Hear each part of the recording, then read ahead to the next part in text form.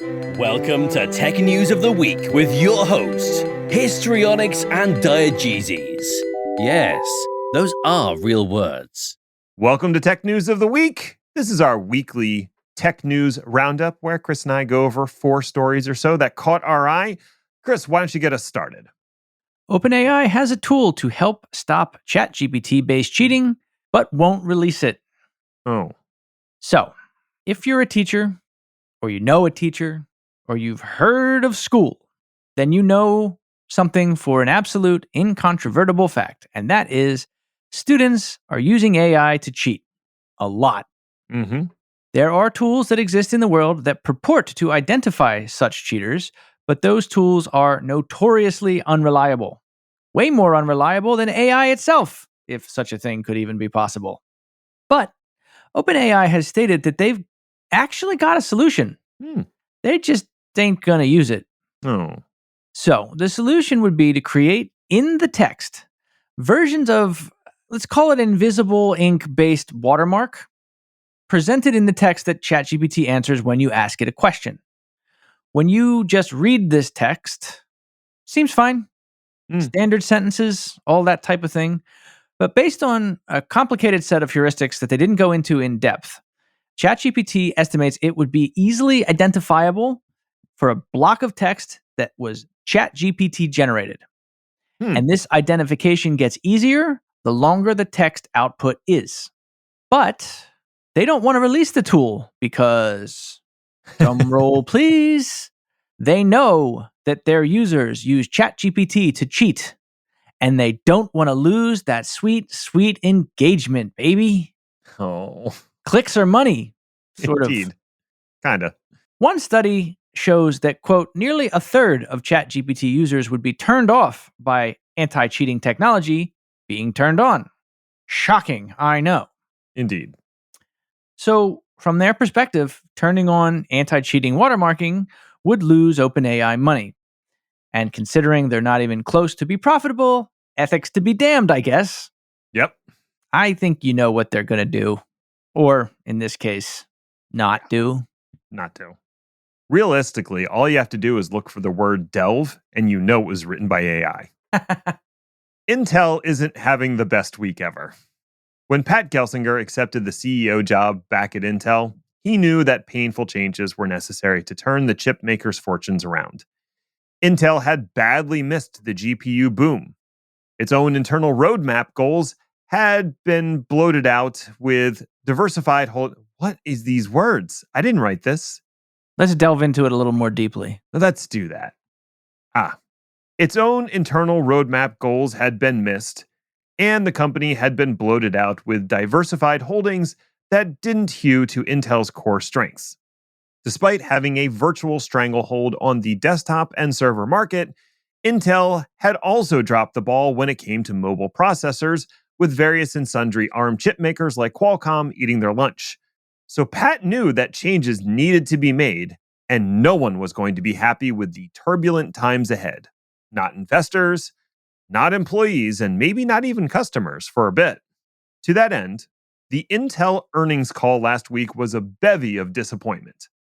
Targets were missed, the stock tumbled 26%, and Gelsinger announced a planned layoff of 15,000 workers with an aim to cut $10 billion from their annual costs by 2025.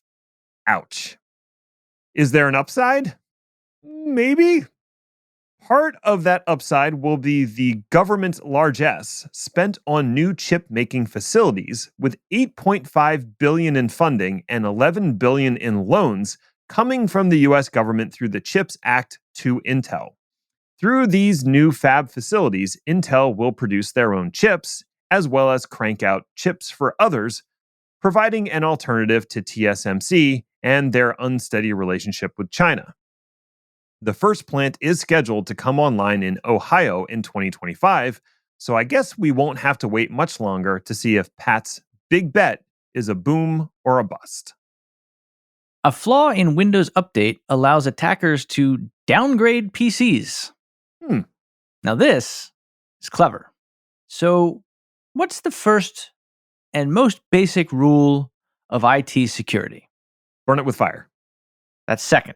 Oh, First rule is don't use computers at all and start a new life in Granada as an itinerant landscaper with an inscrutable past. ooh. Oh wait, no, that's something else. First rule of basic IT security is patch your shit and stay current with updates. Well, a novel new attack method against Windows was identified and displayed at the Black Hat Security Conference this past week. A security researcher showed a way to manipulate Windows Update to downgrade stuff. Oh, And by stuff, I mean either individual components or the entire operating system. This downgrade would then make the system re-vulnerable to older, previously patched bugs. Absolutely clever and ingenious. And even better, because of the way that the attack works and the way all these things are set up, the operating system itself thinks that it is still current. This is because the system trusts Windows Update implicitly, which, as we will talk about later, implicitly trusting just one thing, not the best idea. Yeah.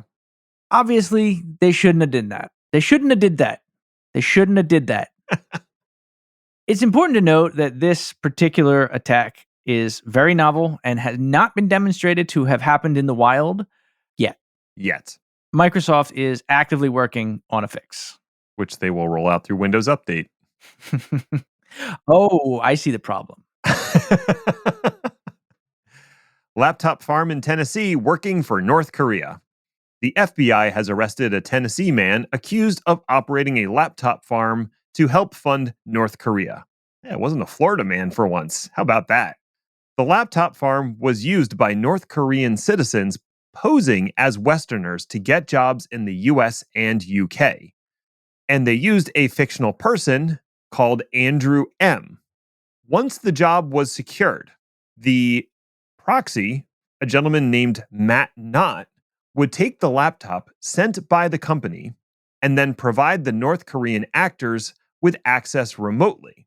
To the company, it appears that Andrew M. was legitimately working from the United States, raking in an estimated $250,000 per job. Jesus, what was he doing?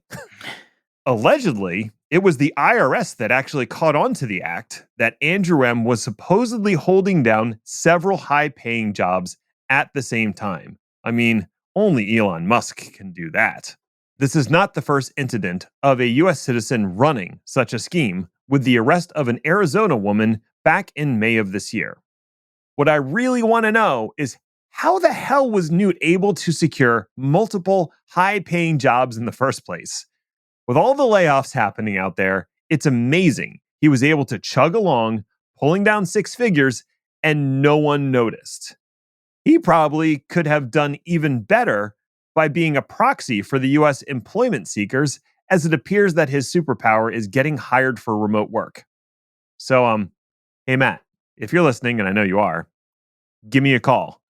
You know, if you're not too busy with the whole treason thing. All right, that's it. We're done. Go away now. Bye.